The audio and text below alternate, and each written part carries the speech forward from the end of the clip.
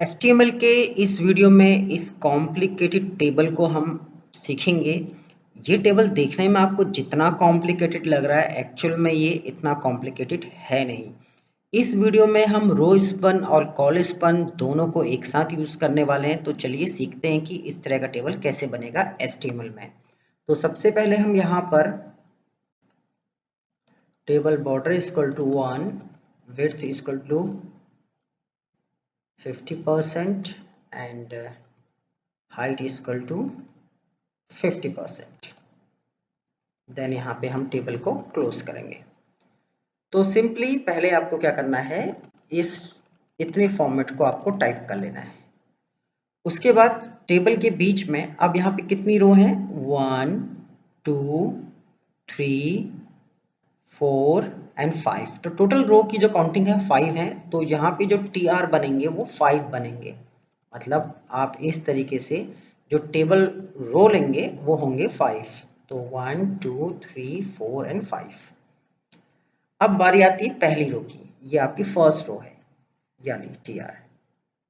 इसमें आपके कितने TD हैं, एक A। तो यहाँ पे सिर्फ आपको एक ही TD देखने को मिलेगा जो कि सिंपल क्या है, आपका A। अब जो ये A है ये कितने कॉलम के बराबर है, मैक्सिमम काउंट करेंगे, एक कॉलम, 2 3 और 4। तो यहाँ पे आपका ऑप्शन आएगा colspan equal to 4। Then अब आती है दूसरी रो की बारी। दूसरी रो में आप देखेंगे यहाँ पर इसके अंदर TD हैं B C D E। तो यहाँ पे इसमें जो TD की संख्या है वो है 4। तो सिंपली हम इसे यहाँ से कॉपी कर लेते हैं, then paste paste and paste. तो यहाँ पे आपका क्या रहेगा, यहाँ पे A रहेगा, यहाँ पे आपका B रहेगा, यहाँ C, यहाँ D और यहाँ पे E।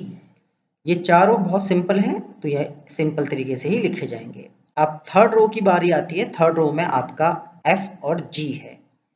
तो यहाँ पे जो हमारी तीसरी रो है इसमें 2 TD हैं आपके। एक TD में आपका F लिखा है और दूसरी TD में आपका G है। अब जो ये F है 1 2 3, ये आपका 3 कॉलम के बराबर है। तो यहाँ पे आप लिखेंगे colspan equal to 3। Then जो ये G है, आप इस G को अगर देखेंगे तो ये F और HIJ मतलब ये रो के इक्विवेलेंट है। ये G जो कवर कर रहा है 2 रो को कवर कर रहा है। तो यहाँ पे आपका यूज होगा रो स्पन इक्वल टू 2, क्योंकि ये जो G वाला TD है ये 2 रो को कवर कर रहा है। देन नेक्स्ट जो रो है HIJ, क्योंकि G हम काउंट कर चुके हैं तो G दोबारा से काउंट नहीं होगा। तो आपकी जो नेक्स्ट रो है, नेक्स्ट रो में आपके कितने TD हैं, 1 2 एंड 3, जिसमें एक में आपके पास H लिखा है, एक में I लिखा है और एक में J। यहाँ पर G काउंट अप नहीं होगा क्योंकि वो ऑलरेडी काउंट हो चुका है। एंड लास्ट रो में आपके पास K और L हैं। तो लास्ट रो में आपके पास सिर्फ कितने TD हैं, 2, जिसमें से एक TD में आपका लिखा है K सिंपल है, किसी के बराबर नहीं है। पर अगर आप L को देखेंगे तो ये जहाँ पे L है ये आपका एक कॉलम, 2 कॉलम और 3 कॉलम के बराबर है। तो यहाँ पे कॉल स्पन इक्वल टू 3 आएगा। तो इस तरीके से ये पूरा कोड यहाँ पे बनेगा।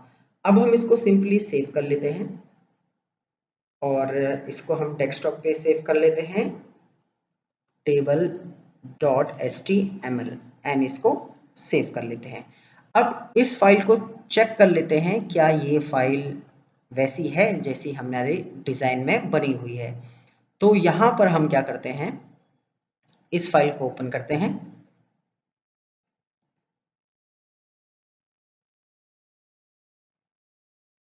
तो आप देखेंगे यहाँ पे टेबल, यहाँ पे थोड़ा आपको मिस्टेक देखने को मिल रहा है, बाकी सब कुछ ठीक है, पर यहाँ पे टेबल थोड़ा गड़बड़ है।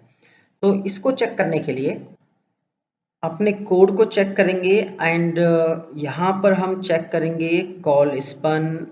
यहाँ पे आप देखेंगे रो स्पन, तो यहाँ पे ये स्पेल मिस्टेक है रो स्पन का, तो इस वजह से वहाँ पे क्या आई है, दिक्कत आई है। इसको चेंज कर लेते हैं, इसको सेव कर लेते हैं। अब जैसे ही मैं इसको यहाँ पे रिफ्रेश करूंगा तो आप देखेंगे यहाँ पर ये करेक्ट हो जाएगा। तो इस तरीके से हम कॉम्प्लिकेटेड टेबल को भी HTML में डिजाइन कर सकते हैं। तो चलिए फिर मिलते हैं नेक्स्ट वीडियो में।